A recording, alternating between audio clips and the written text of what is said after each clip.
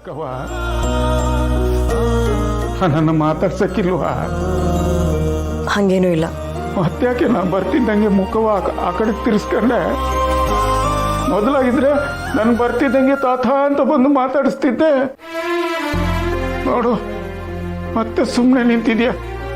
ನನ್ಗೊತ್ತು ನಿನಗೆ ನನ್ನ ಮೇಲೆ ಶಾನೆ ಬೇಸರ ಐತೆ ಅಂತ. ತಾತ ಹಿಂಗ್ ಮಾಡ್ಬಿಟ್ನಲ್ಲ ಅಂತ ತುಂಬಾ ಕೋಪ ಅಲ್ವಾ? ನನಗೂ ಎಲ್ಲ ಅರ್ಥ ಆಗ್ತೈತೆ. ಆದ್ರೆ ನಾನು ಇದನ್ನೆಲ್ಲ ಮಾಡಿರೋದು ನನ್ನ ಸ್ವಾರ್ಥಕ್ಕೆ ಅಲ್ಲ ಕಣವ್ವ. ನಿನ್ ತಾಯಿಗೆ ನಾನು ಮಾತು ಕೊಟ್ಟಿದ್ದೆ, ಅದಕ್ಕೆ ನಾನು ಈ ತರ ನಾಟಕ ಎಲ್ಲ ಮಾಡಿದೆ.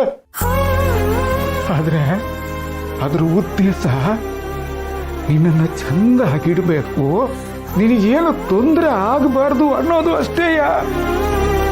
ನಿಮ್ಮಪ್ಪನ ಭಯಕ್ಕೆ ನಿಮ್ಮ ತಾಯಿಗೆ ಕೊಟ್ಟಿರೋ ಮಾತನ್ನ ತಪ್ಪಬಾರ್ದು ಅನ್ನೋ ಕಾರಣಕ್ಕೆ ಎಲ್ಲ ಗೊತ್ತಿದ್ದು ಸುಮ್ಮನಾಗ್ಬಿಟ್ಟೆ ಕಣವ. ಆಗ ನಾನು ಮಾಡಿದ್ದೆಲ್ಲ ಸರಿ ಅಂತ ಅನ್ಕತಿದ್ದೆ ಕಣವ. ಅದೇ ಹಿಂಗೆಲ್ಲ ಆಯ್ತದೆ ಅಂತ ನಂಗೆ ಗೊತ್ತಿರ್ಲಿಲ್ಲ ಕಣವ. ಈಗ ಪಶ್ಚಾತ್ತಾಪದ ಬೆಂಕಿ ಜ್ವಾಲಿಯಾಗಿ ಉರಿತಿದ್ದೀನಿ ಕಣವ. ಯಾಕವ್ವ ನಾನು ಇಷ್ಟೆಲ್ಲ ಹೇಳ್ತಿದ್ರು ನಂತವ ಮಾತಾಡ್ತಿಲ್ಲ? ನಂತವ ಮಾತಾಡಕ್ಕೆ ಇಷ್ಟ ಇಲ್ವೇ? ಈ ಮುದಿ ತಾತನ ಮೇಲೆ ಕ್ವಾಪುವೆ. ನನ್ನನ್ನು ಕ್ಷಮಿಸ್ಬಿಡು ಕಂದ, ಇಲ್ಲಿ ಕೈ ಮುಗಿತೀನಿ. ಈ ತಾತನ ಮೇಲೆ ನೀ ಕೋಪ ತೋರಿಸ್ಬೇಡವ್ವ. ನಿನ್ನಿಂದ ನಾನು ಸತ್ಯನ ಮುಚ್ಚಿಡಬಾರ್ದಿತ್ತು.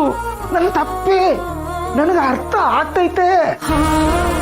ಸತ್ಯನ ಮೊದಲೇ ಹೇಳಿದಿದ್ರೆ ಇಷ್ಟೆಲ್ಲ ಆಗ್ತಿರ್ಲಿಲ್ಲ. ಆದ್ರೆ ಏನ್ ಮಾಡೋದು, ಹಿಂಗೆಲ್ಲ ಆಯ್ತದೆ ಅಂತ ಯಾರಿಗೆ ಗೊತ್ತಿತ್ತು? ನಾನು ಅನ್ಕೊಂಡಿದ್ದೆ ಒಂದಾಗಿದ್ರೆ ಯಾರೇನೇ ಆಗೋಯ್ತು ಕಣವ. ನಿನ್ ತಾಯಿ ಮಾತು ಕೊಟ್ಟಂಗೆ ಕಷ್ಟನೋ ಸುಖನೋ ನಿನ್ನನ್ನು ಚೆನ್ನಾಗಿ ಸಾಕದೆ ಕಣವ.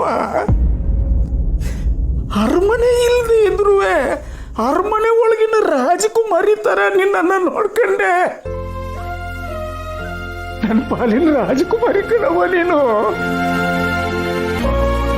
ನೀನು ಈ ಮನೆಗೆ ಬಂದಾಗ ನನ್ನ ರಾಜಕುಮಾರಿ ಕೊನೆಗೂ ಎಷ್ಟು ದೊಡ್ಡ ಅರಮನೆಗೆ ಸೇರ್ಕೊಂಡ್ಬಿಟ್ಲಲ್ಲ ಅಂತ ಖುಷಿ ಪಟ್ಟಿದ್ದೆ ಕಣವ. ಇದನ್ನೆಲ್ಲ ನಿನ್ ತಾಯಿ ಮ್ಯಾಲಿನಿಂದ ನೋಡಿ ಖುಷಿ ಪಡ್ತಾವ್ರೆ, ನಿನಗೆ ಹರಿಸ್ತಾವ್ರೆ. ಅವರ ಆತ್ಮಕ್ಕೆ ಶಾಂತಿ ಸಿಗ್ತದೆ ಅಂತ ಅನ್ಕೊಳ್ಳೆ ಕಣ.